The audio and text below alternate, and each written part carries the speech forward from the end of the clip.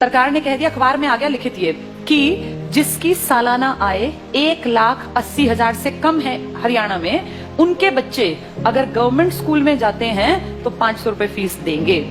Free में नहीं, 500 रुपए फीस देनी पड़ेगी। और अगर उनके बच्चे प्राइवेट स्कूल में जाते हैं तो सरकार उनको 1100 रुपए देगी। ये तो उनको मिलेंगे अगर उनके बच्चे जाएंगे तो, और ये उनको देने हैं। अब बताओ आदमी क्या करेगा? देने वाला काम करेगा, मिलने वाला काम करेगा? भाई आदमी का बच्चा अगर गवर्नमेंट में जाता है तो पैसे देगा और प्राइवेट में जाएगा तो सरकार देगी। बताओ आदमी क्या करेगा? प्राइवेट भेजेगा, अपने घर से 500 क्यों लगाएगा? एक तो सरकारी, एक तो प्राइवेट। तो आम जो ये गरीब आदमी अपने बच्चे को कहाँ भेजेगा? ये देखो कितनी अच्छी चाल है, अगर तुम्हें समझ में आए तो। ये चल रही है सरकार। 1100 रुपए सरकार कहती है हम भर देंगे आपके बच्चे के, आपको चिंता नहीं करनी। अगर आपने सरकारी में पढ़ाया तो कितने रुपए लेंगे? 500। तो आदमी सोचेगा 2 बच्चे हैं, क्यों 1000 रुपए फूकूं, इससे बढ़िया प्राइवेट भेजूं, सरकार देगी मेरे बच्चे के पैसे, देगी भी सरकार। 1-2 साल बाद क्या होगा? सारे सरकारी स्कूल धीरे धीरे क्या हो जाएंगे? खत्म हो जाएंगे, खाली हो जाएंगे, बिल्डिंग खाली, एडमिशन 0। 1 साल 2 साल 5 साल बाद क्या होगा? सारे एडमिशन 0 0 0। फिर सरकार दिखाएगी बजट में कि तो घाटे का नुकसान का सौदा है, सरकारी स्कूल बंद पड़े हैं जी, बिना बात इन टीचर्स को हम इतनी सैलरी दे रहे हैं, चपड़ासी रखे हुए हैं, हेडमास्टर है, कोई बेल बजाने वाला है, बच्चा तो कोई आता नहीं। तो कहेंगे काम करो, इसको बेचो, इस प्रॉपर्टी को बेचना स्टार्ट करो। सरकारी प्रॉपर्टी है, हर गांव में सरकारी स्कूल है। आप सोचो कितने स्कूल होंगे भारत में। धीरे धीरे करके अगले आने वाले 5 से 7 साल का भारत ऐसा बता रही हूँ मैं, जो होगा देखना तुम्हारे सामने।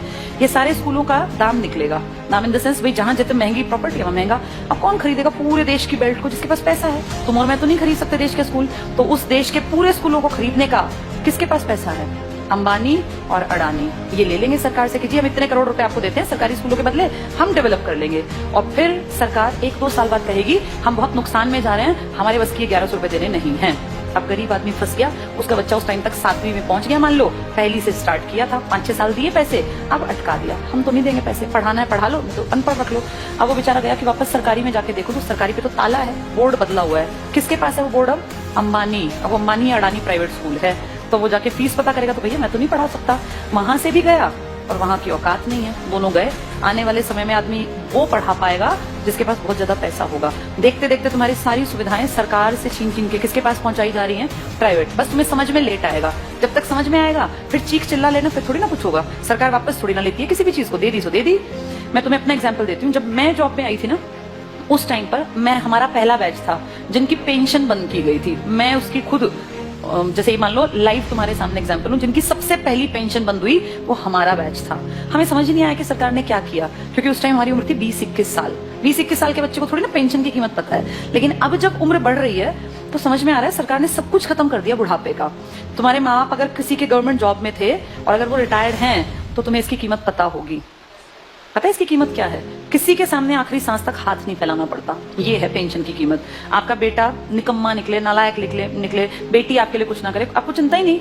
आपकी पेंशन आती है, 5-7 हजार रुपए में झाड़ू पोछा कपड़े बर्तन धोने वाली मिल जाती है। कोई भी एक मेड रख लो, 5-10 हजार की खाने वाली। बुढ़ापे में पैसा बचा के करोगे क्या? अगर तुम्हें सरकार से 35 हजार भी मिलते हैं तो तुम अपने ऊपर खर्च करो ना, क्यों किसी के सहारे बैठे रहना? और जिनके पास पैसे होते हैं ना, बुढ़ापे में वो प्यारे भी लगते हैं सबको। जिसके पास पैसा नहीं है ना, वो बोझ लगता है। फैक्ट है। तुम्हें अपना चश्मा बनवाना है, तुम्हें क्यों बेटा मेरा चश्मा, क्या जरूरत है बेटे की? तुम्हारे पास पैसे हैं, जाओ मार्केट, अपना घूमते फिरते जाओ, अपना टहलते हुए चश्मा बनवा लाओ। ये कीमत बुढ़ापे में जाके अकल आती है। हमारे बैच ने कुछ नहीं किया, मुझे भी समझ नहीं थी, अकल ही नहीं थी। लेकिन अब जब एज बढ़ रही है ना और हम देख रहे हैं दुनिया को, तब समझ में आ रहा है कि सबसे कीमती चीज इंसान के पास बुढ़ापे में पेंशन होती है। मेरे खुद के फादर पेंशनर हैं, तो हमें दिखता है कि पेंशन की जो वैल्यू है ना, वो किसी चीज की नहीं है। इतना रखा पैसा आप यूज नहीं कर पाते। महीने के जब वो 30 हजार आते हैं ना, तो आपको लगता है यार मैं तो जब तक जीऊंगा आखिरी सांस तक ये तो आने ही आने हैं, और ये बढ़नी आप फ्री होकर काम करते हैं। लेकिन ये अकल उनको थी जो पेंशन यूज कर रहे थे या बुढ़े थे।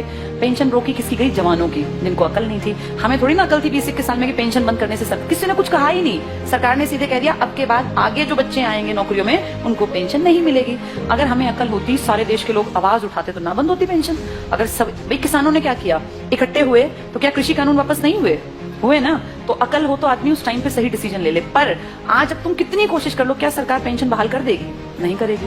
मतलब ना के बराबर है। एक आधा राज्य को करे, लालच में 1-2 साल में कह दे, पर वैसे नामुमकिन बराबर है। इसीलिए जब चीजें बंद हो रही होती है ना, तब जागना होता है कि सरकार गलत कर रही है। अब सरकार स्कूलों की तरफ गलत कर रही है। इसकी अकल 7-8 साल बाद की जनरेशन को आएगी, जब वो देखेंगे कि पढ़ाने के लिए ना तो सरकारी बचेंगे और प्राइवेट मुंह खोल के पैसे मांगेंगे। अब या तो पढ़ा लो या तो अनपढ़ रख लो, फिर फंसेंगे लोग।